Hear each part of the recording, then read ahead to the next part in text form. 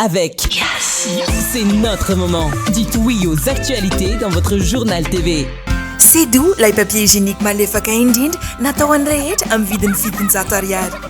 C'est doux, la douceur au quotidien. El Mondes assure un résultat exceptionnel. Faites confiance à El Mondes.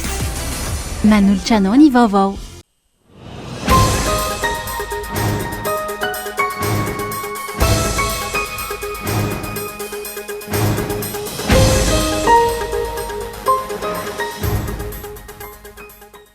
Mampia ihany fomba fiasan'ny paky momba ny raharaha Boeing 777 mahavoatonotona ny mamy Ravatomanga.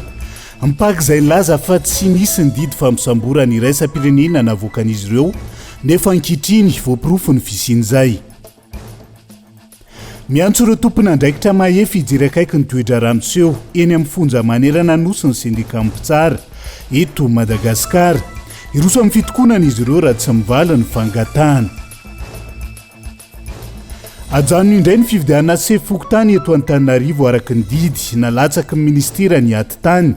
Ilaina ny fividianana saingy tsy tokony atao maimaika ahony solombavam-bahoaka. Tao anatin'ny aravona no nandraisan'ny vahoaka nantsiranana ny ben'ny tanàna Javozara Jean-Luc Désiré Androany antenan'izay nanamafy ny fahavononany anoho ny asa fampandrosoana. Mitarainy roapolo amin'ny fokotany Ankiambeba boriboritany mahavatsy voalohany Toliara manoloana ny voka-dratsy ny toerana fanangonana charbon de terre izay miteraka aretina maro andy an-toerana ny Antsiprian'izay.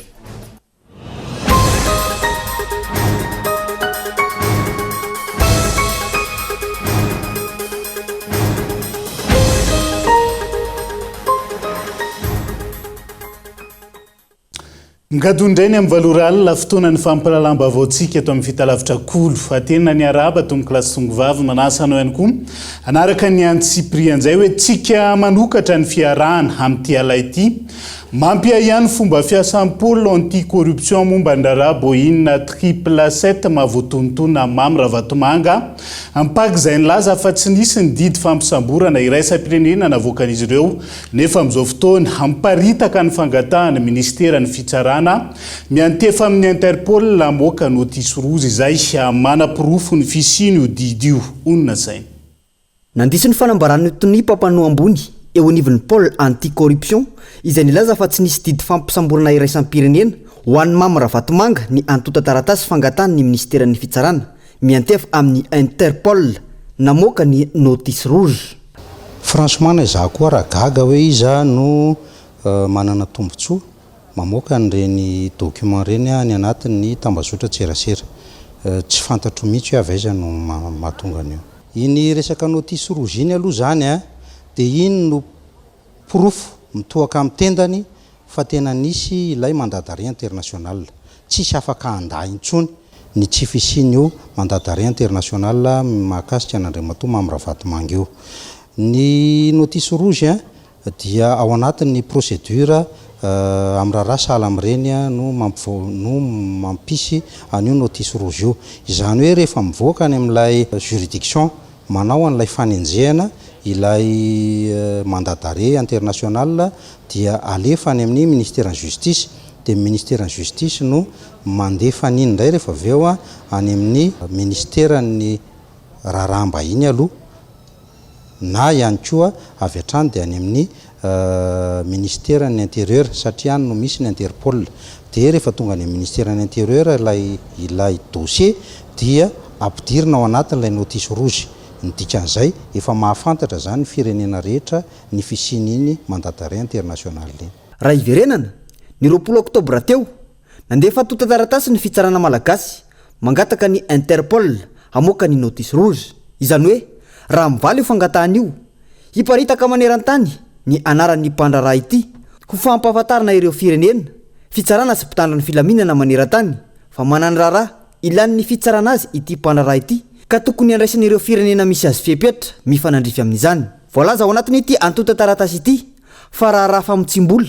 fampiasana osika fa ihany koa firaisana tsikombakomba amin'ny mpanao ratsy tamin'ilay raharaha Boeing 777 misy 10 mitratra tany Iran no isan'ny vesatra hiampangana an'ireo olona voakasika ka isan'izany Imam Ravatomanga. Voalaza tamin'ity taratasy ity fa nanome vola hatramin'ny $4 na 420 tapitrisa ariary ilay teratany vahiny Singh, tompon'ny Udaan Aviation, mba tsy ho hita amin'ity raharaha ity ny anarany. Rehefa nanomboka ny asatra ny toedra raha teo amin'ny ACM, ireo Boeing 777 ireo izay tsy an'ny Udaan Aviation ihany koa fa an'ny Ioan Aviation, orinasa sinoa. Ity orinasa sinoa ity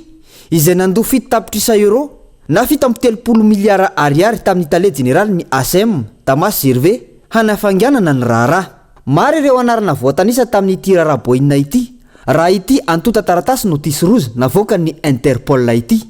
Izan'izany ny ministry ny fitanterana Valérie Ramonjavelo, izay Imam Ravatomanga no ao andamosiny araka ity antota taratasy ity. Ny tale jeneraly ny ACM, eo ihany koa ny talen'ny ACM Andrianony Sositraka ary Andriamanarivo Rijasoa. Fantatra fa ny Ali Sutar avy amin'ny coopérative Mahan Air no nandoa ireo vola rehetra ireo ary navantana tany amin'ny tale jeneraly ny ACM atrany.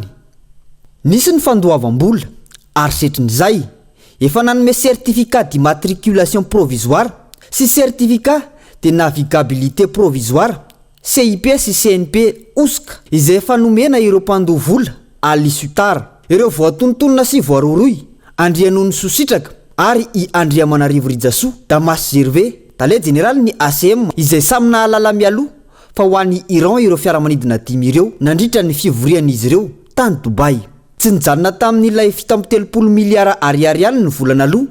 fa mbola nisy vola 10 miliara ariary ihany koa ny volana Jolay teo tany Frantsa ho an'ny ekipan'ny ACM ary 10 miliara ariary hafa no raisiny ny ministry ny fitaterana ny volana Jona sy Jolay. Araka ity antota taratasy ity, mazava fa tsy mitombona ilay fanambaran'ireo mpitondra teo aloha fa tsy nahalala voafitaka ny fanjakana. Araka ity antota taratasy ity ihany koa, nisy ilay didy fampisamborana iraisam-pirenena any Imam Ravatomanga fa mampametra-panontaniana ny mpanara-baovao ny hoe nahoana no nandahy izany ny alahady teo ny Tony Papanoa ambony eo anivon'ny Paul anti-corruption.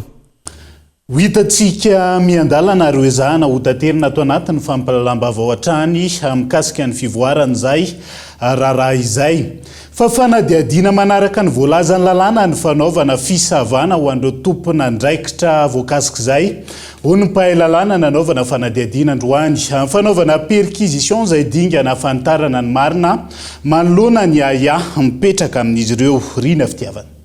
Ny sesesy ny fisavana tranona tompona ndraiky mpanjakana, olom-boafidy na olom-boatendry, taoriny toromarika nomeny filoha-mpanjakana amin'ny fanasaziana ireo fanitry be ny firenena. Tranga farany omaly fisavana ny orinasa ny mpandraharaha Imam Ravatomanga teny Andakana, nanamarika ny mpahay lalàna fa manana zao ny fampanoavana na ny mpitsara-panao famitorana amoaka didy anaovana ny fisavana na ny perquisition eo anatrehany tranga mampiayay momba ny mety fisiny tsy fanarahan-dalàna ka ny mpitandro ny filaminana no manantanteraka zany. Fanadihadiana manaraka ny voalazan'ny lalàna araka izany ny fisavana trano na orinasa toy izao raha ny fanazavana. Marihana fa dingana ihany izy ireo zany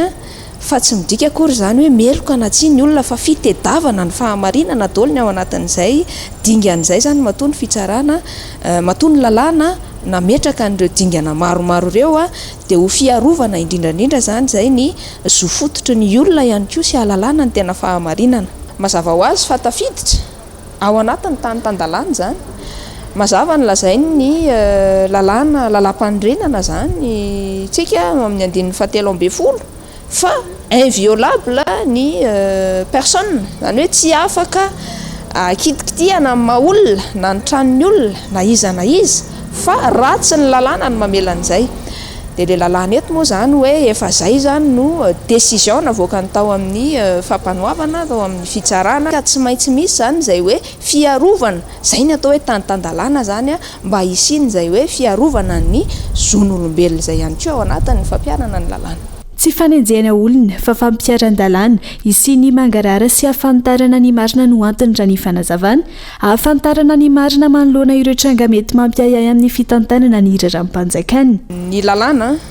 dia miatra amin'ny olon-drehetra. Io tsy misy hoe ry mpanao politika ary izao dia tsy ambony lalàna fa ny olona rehetra dia ambany lalàna.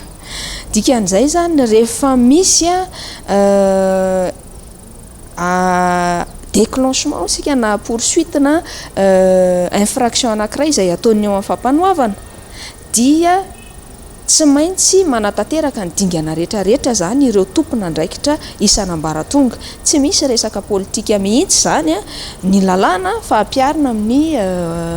olona rehetra mariana moa zany fa na iza zany a na tratrarana porofo fa tena meloka tokoa tsy azo itovirana ny zava-misy a dia hoentina mazava ho azy zany eo anivony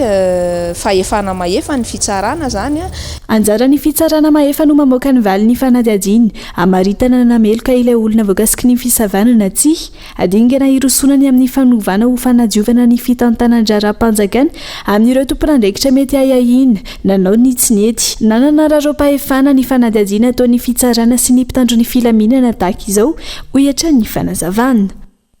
Miresaka an'izay tontolo ny fitsarana izay hatranisika miantso ireo tompona ndraikitra mahefy hijery akaiky ny toedrarà miseho eny anivon'ny fonja manerana nosy ny sendikambitsara eto Madagasikara. Betsaka ireo fitarainana voaray avy amin'ireo mpitoro izy ireo eo ihany koa ireo nivoaka ny fonja nefa jigadra politika milaza fa iroso amin'ny fitokonana izy ireo raha tsy mivaly izay fangatahana izay Hentsora Soarimalala. Manambana iroso amin'ny fitokonana ny sendikany mpitsara eto Madagasikara raha toka mitony tsy fandraisana voafonja vaovao ataon'ny sendikany mpandrarany fonja akoatra ireo gadra vaovao misy tamin'ireo nivoaka amin'ny fonja no jigadra politika hoy ny SMM miantso ireo tompona ndraikitra mahefa hijery akaiky ny toejava-misy eny anivon'ny fonja manerana ny Madagasikara izy ireo. Miantso ireo tompona ndraikitra mahefa na ianareo eo anivon'ny fonja ny ministera fitsarana ary indrindra ianareo izay arabaina manokana vao nanao ny fianianana sy nandray ny fahefana jery akaiky ny toejava-misy mikasika ny zavanitranga teo anivon'ny fonja nanerana ny Madagasikara mba hijerena ny vahaolana maharitra sy haingana satria efa miantraika eo anivon'ny officier de police judiciaire sy ny eo anivon'ny fitsarana ireo raha-deloka rehetra izay mandeha amin'izao fotoana izao. Fanovana no dradradradraina teny an-kianja ary fanovana mahakasika ny fahefampitsarana ihany koa izany. Aoka hijanona manomboka hatreto ny fitsabatsabahana ny asan'ny fitsarana ary aoka hifarana manomboka hatreto ny fanaovana ny interventionnisme, trafic d'influence, ny ingérence. Akoatr'izay naneho ny heviny mahakasika ny fanemorana ny fandraisana mpiasam-panjakana ny sendikany mpitsara. Indraindray le fotoana mbola anaty somary sakorokoroka tsy dia milamôtra izao ny misy mpanao lavatanana amin'io resaka concours io dia zany angatahako hoe tsara mihitsy ilay décision hoe aleo aloha hiato faity. Raha miato le concours ny fangatahany SMM dia hoe efa misy liste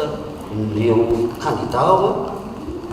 dia tokony hivoaka mazava sy tokony tsy ampitsony mba ho sincère tsara ny concours izay andeha. Fa tena mafisiko izay hoe ombako manana raha toka izay tokoa ilay izy ilay hoe aleo aloha hiato ilay concours. Marina hoe efa niomandreo candidat reo sisa fa tombontsoa mandreo candidat reo zay mba tsy hisy indray fomenomenona na après hoe ny zanaky ihany na olo lasa mpitsara, zanaky ihany na lasa ny zaosy zao, koa fianakaviana ihany na koa ohatr'izao zao. Fa aloha andeha dia mafisiko foana le teka fanovana izy efa anisan'ny fanovana koa zany. Androany nanambara ny sendikany mpandraran'ny fonja fa misokatra amin'ny vondrokely rehetra izy ireo hoentina amahana ny olana misy ankehitriny. Sahirana rabola amin'izao fotoana ny firenena mikambana ka mikasany ampiena ny dedi-bolany hatrany amin'ny 5 isanjato ny taona 9 tranga izay anovan'ny rafi-pifandraisana ara-diplomatika maneran-tany ary ahina anovan'ny modalité d'intervention ny anany fomba fiasan'ny firenena mikambana ihany koa amin'ny ankabeny hoy ny mpahay toekarena Daniela Minorso. Bangatrany amin'ny 530 tapitrisa dolary amin'izao fotoana ny kitapom-bola ny firenena mikambana araka ny tatitry ny sekretera jeneraly ny firenena mikambana Antonio Guterres nandritra ny fivoriam-be ny firenena mikambana ny zoma lasa teo. Hatramin'ny farany volana septambra lasa teo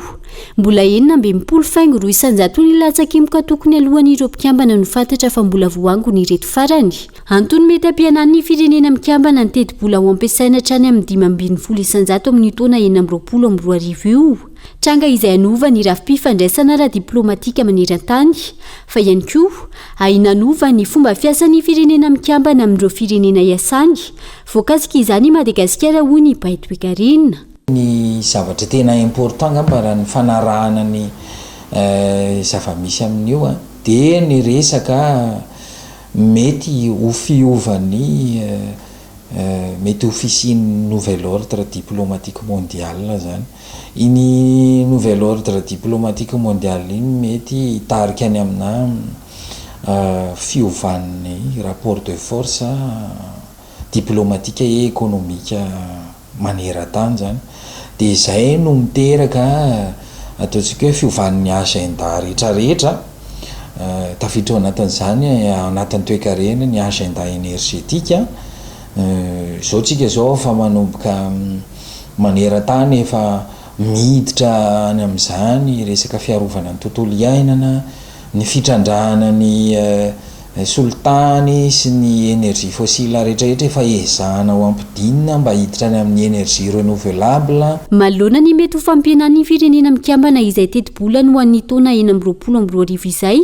sy izay mety ho fanapa-kevitra ho raisiny aorian'izay. Ilaina manomboka eto ny maneho fa firenena mahefana etafory i Madagasikara mahavita miady vatra ho an'ny tombotsoa no hiatran'ny Baitoekarina. Fiainam-pikambanana ny anazy zany dia tsy maintsy misy droitsika miteny fa mety tsy amintsika koa mifanapa-kevitra farany fa iraisanao anatiny dia nefa koa tsika raha mbola tsy navita nanao ny latsakemboka dia eo koa ny jerena hoe tsika mitaka ny zoantsika ao anatin'ilay fiainam-pikambanana efa tsy mahavita manefa ny adidintsika ao anatin'ilay fiainam-pikambanana dia zany rehetrarehetra zany sahala amin'ny ataontsika hoe fangaro be dia be fa ny zavatra tena ilaina ao anatin'ny fiainam-pikambanana io dia hoe manana état fort vetsika tsy hoe état dictateur na hoe état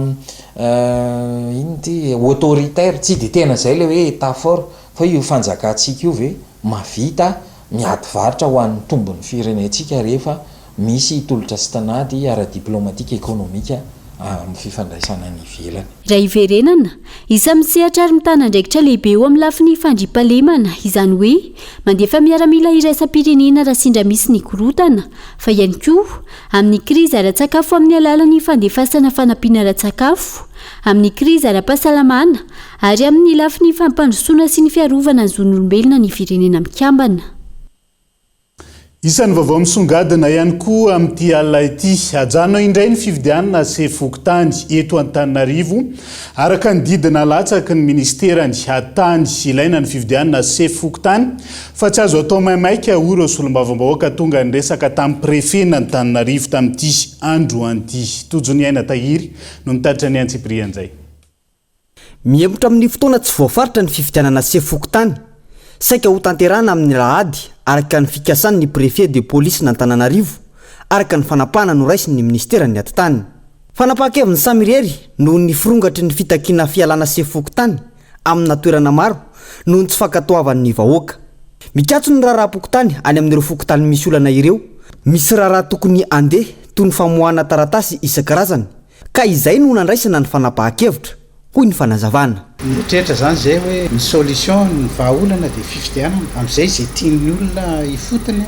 no lasa sefokotany sy ny adjoint. Izay ny eritreretina hoe vahaolana nefa misy baiko tonga maraina teo hoe ajanona indray le izy dia indray le izy rehefa nome zay dia mieritreritra hoe misy mpiaro izy satria préfet ohatra nome azy ka manao bio ny fotony any na hatramin'ny hoe fanodikodinana fanampiana sy ny namany dia izay le tsy zakan'ny olona ary izay foana ny kabetabe ihany zany. Misy ary tonga eto mihitsy tianytiany vahoakany aminay ty fa tonga dia anaovanao arrêté io nome vo sefokotany dia manala ny teo aloha tsy maintsy fifidianana ihany no hoe afantarana hoe tena mety amin'ny fakon'olona ve le sa tsy hoe. Tonga teny amin'ny préfecture n'Antananarivo ireo solombam-bahoaka izay nametra mpanontaniana ny antony nampikoropaka tampoka ny préfet iroso amin'ny fifidianana. Tsy tokony atao maimaika ny fifidianana sefokotany fa leo alamina tsara hoy ireo solombam-bahoaka ka ho ampidirina ao anatin'ny lahadinika eny amin'ny anteny miram-pirenena avadika ho lalàna ary manerana ny nosy ny ho atao. Satria dido-jadona nisy teto nandritra ny fotoana zay nytantanany teo aloha dia tidijadona foana ny teto ary zay no nampatonga an'ireo vahoaka ireo nakeny amin'ny 13 mai nangataka hoe fidina ny sefim-pokotany dia azonareo zany a miroso makany amin'izay fanavozan'izay zany tsika kanefany a tsy maintsy misy ny atao hoe base juridika iengana mila jerena ny satany sefim-pokotany mila jerena hoe firy ny mandany ohatrany ahoana le endrikendrika zotra-pifidianana ohatrany ahoana ny critère sy ny profil ny olona zay ilotsaka manahoana ny kany eto Antananarivo mitovy amin'ny kany Edisorobe zany rehetrarehetra zany dia tsy maintsy lalàna socle anankiray a matoa zay tsy tanteraka tany aloha dia tsy nanana an'le volonté politique ampitatana teo aloha fa zay ireo solombavamboaka amin'ny fanovana ary antakiny ny vahoaka zany a dia rehefa iroso amin'izany tsika dia tena zavatra maro tena sy manana base juridique no tanterana amin'le izy raha ny lalàna telo volana ao arin'ny fametrahana ny ben'ny tanàna tokony irosona ny fifidianana sy fokotany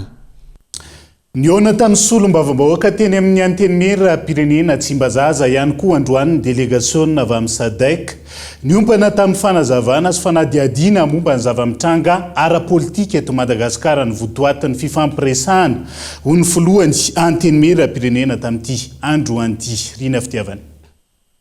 dahorin'ny fionana teny amin'ny lapam-panjakana ny Avolomaly tonga teny amin'ny lapany anteny pirenena Tsimbazaza indray ny délégation avy amin'ny SADC ny fampidinika tamin'ireo solom-bavambahoaka no tarihany ny filohany fifanazavana teo amin'ny andaniny sy ny ankilany mahakasika ny zava-mitranga ara-politika teto amin'ny firenena nandritra ireny tolom-bahoaka ireny no ny fampiresahana tsy manameloka avy hatrany any Madagasikara ny SADC fa tonga iona aloha izy ireo manoloana ny zava-misy amin'izao fotoana hoy ny fanazavana fa ny zava-misy aloha sy ny condamné any Madagasikara ny SADC fa tonga aloha izy hihainy tsy tahaka nataony Union Africaine zay aloha dia fa zava-dehibe zay zavatra ray ary zavatra mipetraka mitady foana ny SADC tao anatin'ny fampiresahana hoe inona no hanampina antsika vahoaka malagasy mba hivoaka amin'izao crise zao tsy resaka fizarana seza no resakinay tao tsy nisy resaka fiaraha-mitantana ny resaka tao fa napetraky ny solom-bavambahoaka hoe ny famahana crise kosa dia apetraka amin'ny isika samy malagasy mbola mitoy ny fiaonana eo amin'ny rotonta amin'ny fotoana manaraka raha ny fanazavana tsy aivana mandritra ny fitsidian'ny SADC eto amintsika mbola eona amin'ireo antoko isatsokajiny eto antoerana ny délégation anisan'izany ny androm-panjakana samihafa ny tafika ny antoko politika ny fiarahamonim-pirenena ny tanora avy ao anivony GNZ ny vondrona diplomasia sy iray samy-pirenena iazo anantsiranana vetivety sika ao anatin'ity vaovao manaraka ity tao anatin'ny aravona no nandraisany vahoaka anantsiranana ny ben'ny tanàna Javozara Jean-Luc Désiré androany ray aman-dreny tanora mpiasa avy amin'ny sehatra samihafa tonga maro ny tsena azy avokoa ny tenan'izay nanamafy ny fahavononany anoho ny asa fampandrosoana any antoerana sy tany eo Bezara Kolo Antsiranana nampietsika fihetsempoly lalina ny fiverenana tsy tanany afaliana maro no tsy niasa akory androany mba anatrika sy anatevin-daharana amin'ny fitsenana feno fanampo sy firaisan-kina ny mponina ary tsapa fanandresy ny rariny naneo afaliana sy fankasitrana lalina ihany koa ny ben'ny tanàna na hita ny fandraisana mahafinaritra nataon'ny vahoaka azy tanareo maro be nangoara sara moi ndai président radio resy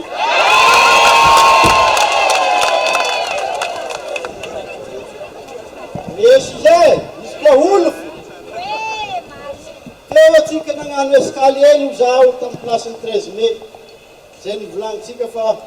plasiny tologno zay nindesiny zanakatsika tologno zay nindesiny zandritsika eto atsika nisy baka tandalina tany vony aminaka alokanao mery aloka otirina amin'ny trano blebery atsika olony lalàna tsy hainiko miditra atsika Radvola Rakotobe anisan'ny niady mafy ho an'ny tsirariny izay natao an'ity ben'ny tanàna ty teto Antsiranana ka velom-pankasitrana ny rehetra ho an'ny fandavatenana anisan'ny prof de physique izy amin'ny université ao nikitikitihiny nasany vibration tagnatin'ny aigniny satria izy rery ihany nasaky nitologny tamindray mandeha zay teo dia efa nameny fa mangotsika zay fa mba sambotra titandro filaminana izy nohony fitiavany ny be ny tanànantsika nohony fitiavany ny fampandrosoana izay misy izay mbola hitohizana eto amin'ny tamin'ny tanàna Antsirana ny nampitsangana izy dia eto zahay ray aman-dreny izay mpianatra mankasitraka mankateligny etsika izay rehetra nataonao fa izahay miaradia mandrakariva aminao ary vo mbola anampy ny tologno fanehoana mazava izao fa mbola misy olona marina sy tia tandrazana eto amin'ny firenena ny vahoaka dia manoana trano ny fahamarinana sy ny fandrosoana namiany Zagnahary fahasoavana izy nahita ny raha tany ampitan-dranomasiny tia natao amin'ny tanànany Bigo teto nanety tegna izy ary nanolo tegna izy navy teto niasa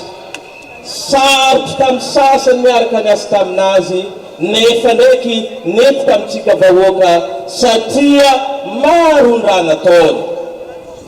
vonina noy ny asa sy ny tetikasa rehetra izay nijanona tamin'ny fitondrana teo aloha ny be ny tanàna tsapany mponina fa manomboka pejy vaovao i Diego Ceres pejy feny fanantenana firaisankina ary fanavozana ho an'ny vahoaka eo anatriany zava-misy tiavan'ny firenena amin'izao fotoana izao ilaina ny mametraka politika vaovao momba ny fampandrosoana na renan'ireo lesoka sy fahabangana tamin'ny fitondrana teo aloha politika mifantoka amin'ny fananganana toe-karena maritra sy mitondra asa ho an'ny isaky ny distrika sy ny faritra no ilaina ao anatin'izay hono fa nio-kevitra andao rahantsika mikasika izay asa maika miandry ny fitondrana vaovao ny tokony hitondrana vahaolana ho an'ny vahoaka isa-paritra ny fitsijin-jara-pahefany tsy nisy politika mazava nifantoka tamin'ny famoronana asa nentin'ny fitondrana razoelina isan'ny voakasika tamin'izany ireo tanora ny mananjary izay mbola mitaraina hatramin'izao ny hanomezana tohana azy ireo amin'ny alalan'ny fanofanana araka ny filan'ny tsena sy ny fandrarana madinika i mananjary izay manan-karena akora fototra raha ny faneo-kevitra ho an'ny mponina andrenivohitra eo kosa dia eo amin'ny tsenan'ny asa zany no mampijaly ny vahoaka satria tsy afaka mamboly raha ny eo atapon-tanàna ny mananjary fa ny asa zany ka ny orinasa izay ny orina tao taloha efa tsy misy itsony efa rava zany efa maty dikan'izany mila fitsonjovana faran'izay aingana izay olan'ny tsy fananana asa zay dia le tsy fanodinana le vokatra satria na ny vokatra azo amin'ny fambolena aza dia miala any an-toerana fa tsy misy fanodinana ka irarina zany mba isin'izay hoe izay vokatra mampalaza ny any an-toerana dia ao ihany no anodinana an'ireny vokatra reny mba hahitan'ny mponina ao an-toerana tombosoa ary koa mampiakatra ny toe-karena eto Madagasikara ankoatra izay nampahantrana tamin'ny alalan'ny kitolotolotra ireo vahoaka indrindra ny tao mananjary ka tsy tokony hiverena ny fitondrana vaovao zany paikady maharitra ahafahana mahaleo tena no ilaina fa tsy vonjy tamin'anandro raha ny faneo-kevitra hatrany ary na dia misy aza ny vahaolana izay arosan'ny mpitantana dia azo lazaina hoe vahaolana vonjy maika ihany satria ny androany no hafa fa tsy mitsinjo ny apiso ny fiainana nefa tsy vitany hoe androany ihany no misakafo fa eo ny rapiso ary koa ny taranaka izay hoe mifandimby ka dia mila vahaolana aingana kanefa kosa mitsinjo zavatra maharitra zany ho an'ny vahoaka le mijara zavatra aloha azo atao kanefa sy tokony hijanona amin'izay ihany fa mba mitsinjo zavatra maharitra zany mba hahafahan'ny isambatan'olona miarina sy manatsara ny farim-piainana amin'izao ilaina ny fahaizana ny lara-pahamehana andrasan'ny vahoaka sy ny famaliana izany araka ny tolona natao raha ny faneo-kevitra hatrany dia izay ihany koa no entsika misedvedve teo anaty doka fohy mbola maro mifanadiadiana azy vaovao misongadana mbola hoentina aminao rehefa avy eo santionan'izay ny fitokoana n'ireo mpiasa amina orinasa afaka abiray any Antsirabe eo ihany koa ny fitaraina n'ireo mponina ao mahavatsy voalohany Antoliara makasika ny fitrandrahana charbon de terre any an-toerana izay mitarika tsy fahasalamana ho ana olona maro ao anatin'ny tapany faharoa ny fampalalam-baovao no anarahantsika ny antsiprian'izay aza misaraka amin'ny ary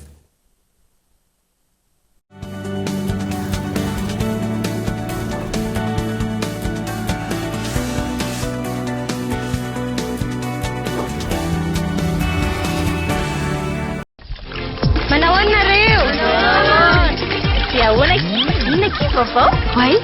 fa ino akiny latsakiny ty akiny raha zarako vaovao a sady natokana ho an'ny vehivavy a fa misy inona akiny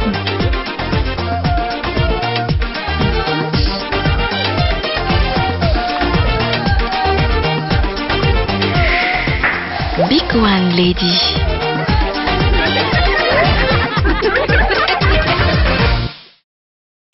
Benzol, la référence en lubrification pour les professionnels. Compressol ISO 46. L'huile compresseur conçue pour la longévité et le rendement de vos équipements. Hydroforce ISO 32, une huile hydraulique fiable, même dans les conditions les plus exigeantes. Benzol, la qualité au service de vos machines. Disponible dès maintenant chez Ocean Trade, au sein d'Agro-Industrie. Avec Agrimerine, donnez vie à vos projets agricoles. Remorque 5 tonnes, fonctionnelle et efficace, idéale pour les petites exploitations. Remorque 6 tonnes, polyvalente et résistante, parfaitement adaptée à tous les travaux agricoles. Remorque 10 tonnes, solide et endurante, conçue pour les charges lourdes et les longues journées de travail. Des remorques conçues pour durer, pensées pour vos performances. Agrimerine, la fiabilité au service de votre productivité. Disponible dès maintenant chez Ocean Trade au sein d'Agro-Industrie. Pour une carrosserie parfaite, optez pour El Mondes, la marque professionnelle de peinture automobile. Le mastic corrige les imperfections, la peinture garantit une tenue durable. Le vernis illumine et démarque votre voiture. Certifié et disponible auprès de vos points de vente habituels, El Mondes assure un résultat exceptionnel. Faites confiance à El Mondes. Salame, anaovy papier hygiénique amin'ilay tsara nefa mba azo azo mividiny azafady. Misy amin'ilay mety aminao mihitsy ato. Ilay papier hygiénique vaovao sedo, malefaka tsara kalitao. Nefa 700 ariary fotsiny ny vidiny. Tsara kosa zany a. Neny lany papier. Tia e! Ampiasao ny papier hygiénique vaovao Sedo, double épaisseur, manadio kokoa. Mitroka tsara amin'ny malefaka be nefa 700 ariary fotsiny. Sedo, lay papier hygiénique malefaka indrindra natao an'ny rehetra amin'ny vidiny 700 ariary. Hitanao any amin'ny faritra mahazatra anao. Sedo, la douceur au quotidien. Wayo! Atavy mamiratra fidiran'ny mpianatra amin'ity e! Araroto mibalika homme 40+. Mandeha amin'ny herin'ny masoandro, misy jiro LED matanjaka afaka mamahana finday. Balika homme 40+, manomboka 700 ariary isanandro fotsiny. Sady lera ho 3 ariary mipetra-bola voalohany. Nidina 219 000 ariary monja kosa ny vidiny raha aloha indray mandeha. Misy fiantohana roa taona. Mbaliky mamiratra no avoko.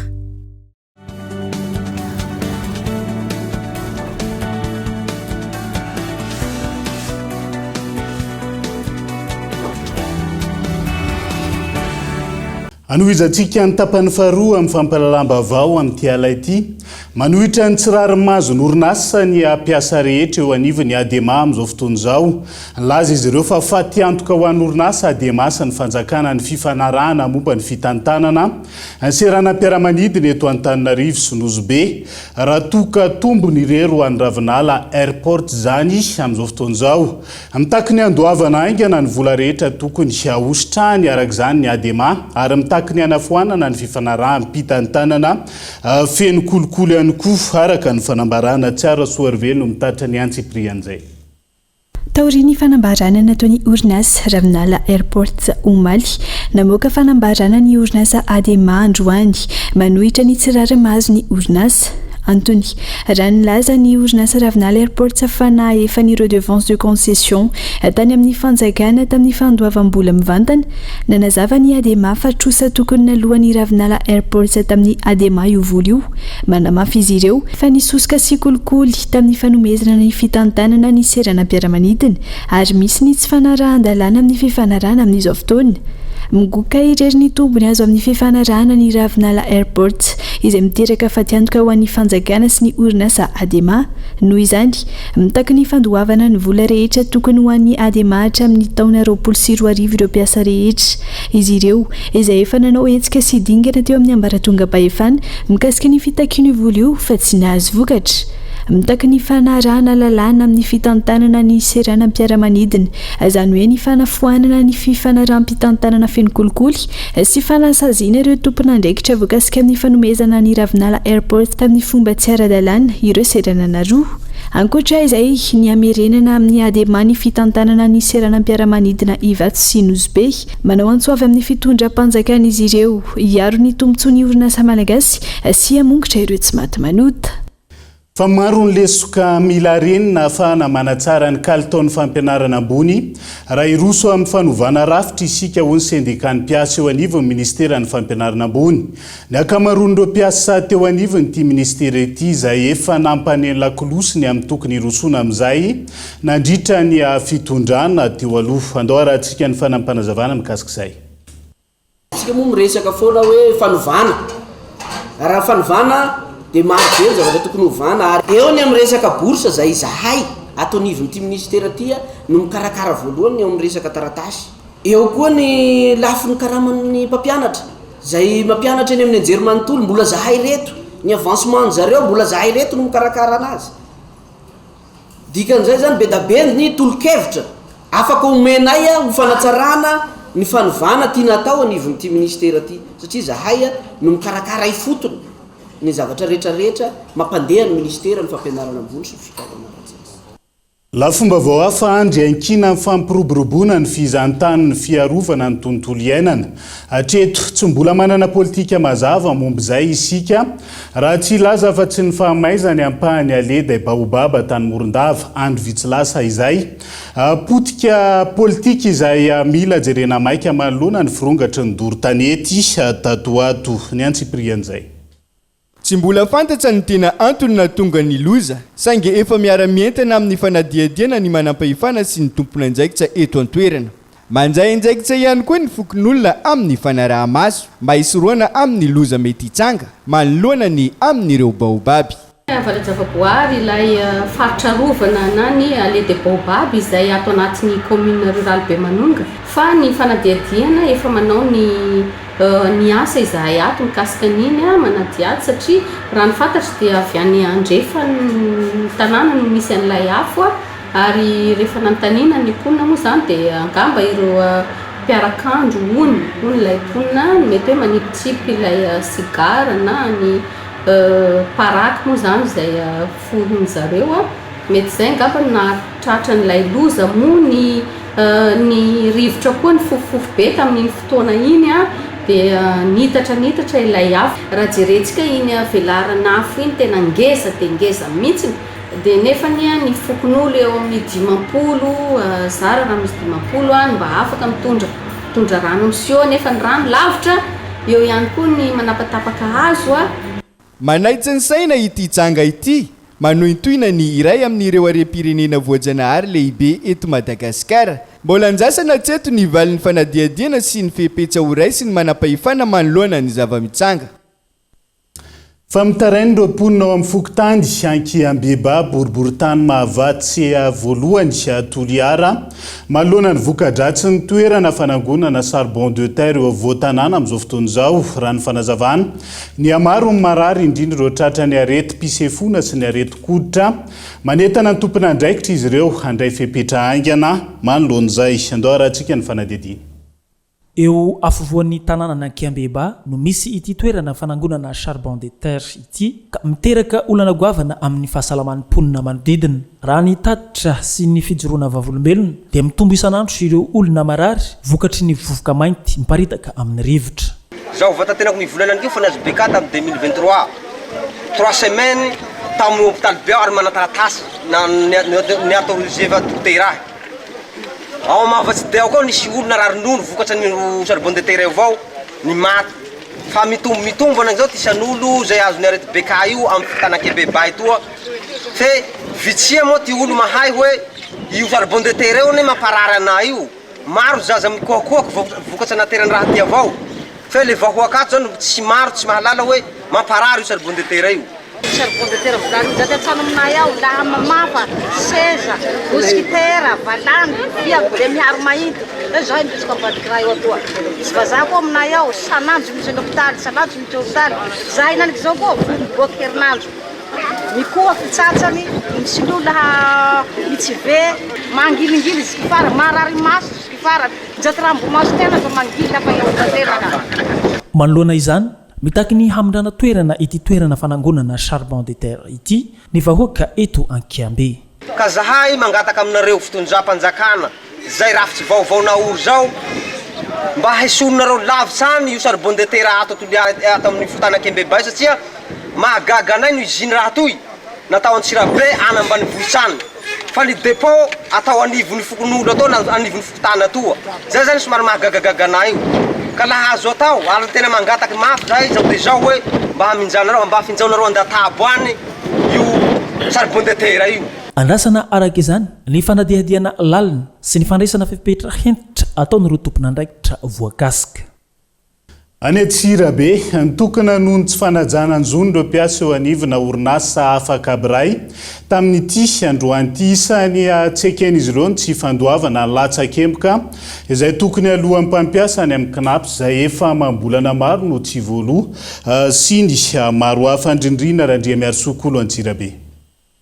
efa mambolana maro izay no tsy nalohan'ireo mpampiasa azy ny latsakemboka izay tokony hositrahan'ireo mpiasa miasa eo anivona orinasa afaka abiray eto Antsirabe eo ihany koa ny fotoana fandraisan-karama dia tsy misy fotoana voafaritra mazava fa izay fotoana tiany mpampiasa nomezana ny karama no andraisan'ireo mpiasa ny karamany manoloana izany dia nroso tamin'ny fitokonana ireto mpiasa miasa eo anivona orinasa afaka abiray eto Antsirabe ireto androany alakamisy 7 volana oktobra 2024 mantsiary vohitsakitsaka tanteraka ny zoan'ireto mpiasa ireto ary ny mpampiasa dia manao izay tiany atao tsy mifanaraka amin'ny lalàna mifeny asa raha ny fanazavana vohitsakitsaka mihitsy ny zoam-piasa satria ao anatin'ny cadre ny laloale izy dia nefa ny mbola mpampiasa foana miala an'le izy i latsakemboka zany any amin'ny KNAPS rehefa manomboka hatreo amin'ny 2020 makany tonga dia zéro i cotisation mpiasa izay zany no nahatonga ny mpiasa amin'izao fotoana izao tena efa ao anatin'ny fitokonana manaraka an'izay ndraiky koa i resaka fandraisam-bola izay tena mampikaikaika mpiasa amin'ny izao fotoana izao satria efa bolana taty aoriana teo zay na 3 volana teo dia izay tia mpampiasa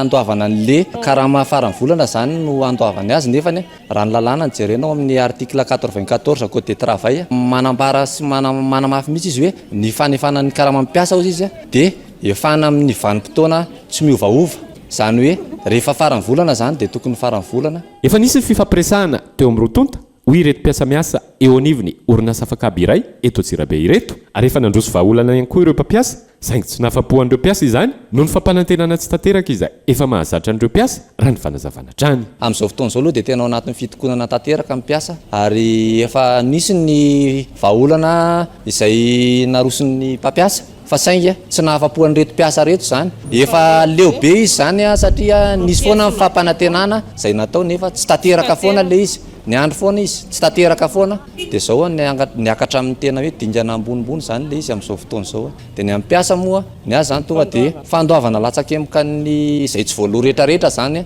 ny arere rehetrarehetra zay ny taky mpiasa dia tsy maintsy hoentinay izay zavatra zay eo anivoan'ny fanjakana araka izany dia mbola mitovy fitokonana izay ataon'ireto mpiasa miasa eo anivony orinasa afaka abiray eto Antsirabe ireto ary tsy misy miasa izy ireo raha tsy mivaly ny fitakiana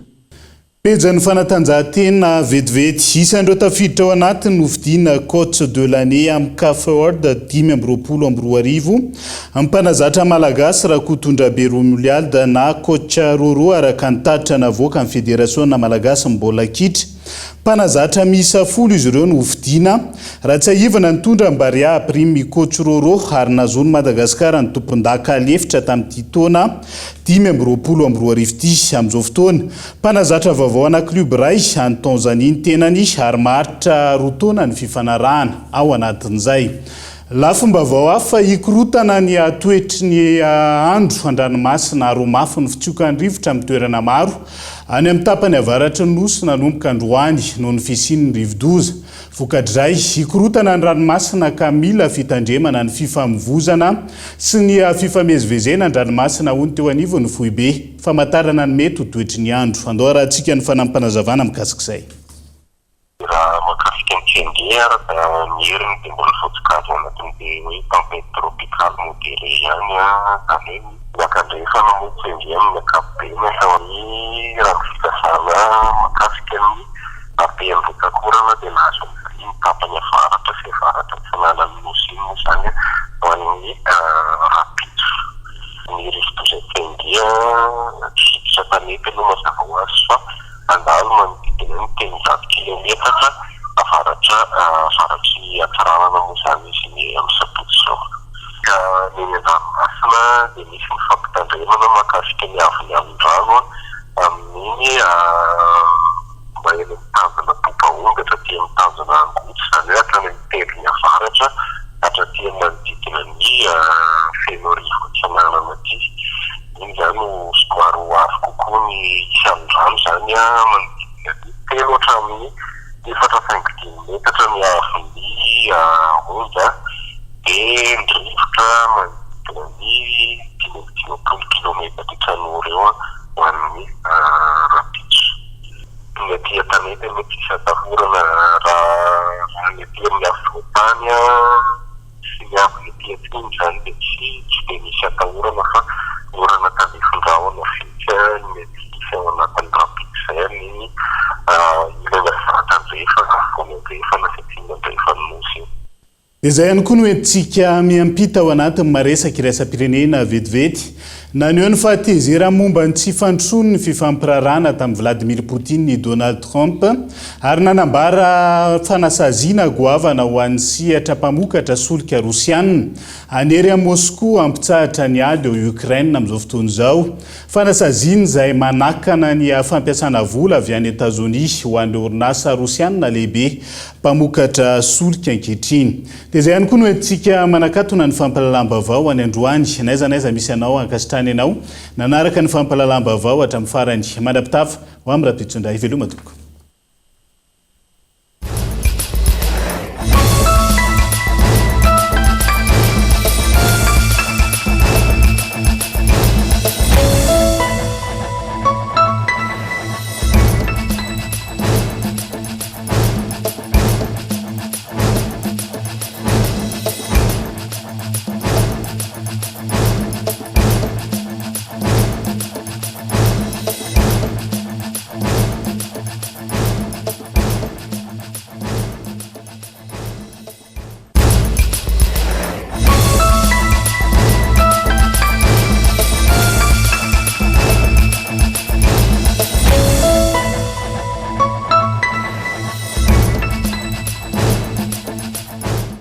C'est doux, les papiers hygiéniques malefaka indrindra natao an'ny rehetra amin'ny vidiny $700. C'est doux, la douceur au quotidien. El Mondes assure un résultat exceptionnel. Faites confiance à El Mondes. Vous a présenté Mi Vavo. Avec Yes, c'est notre moment. Dites oui aux actualités dans votre journal TV.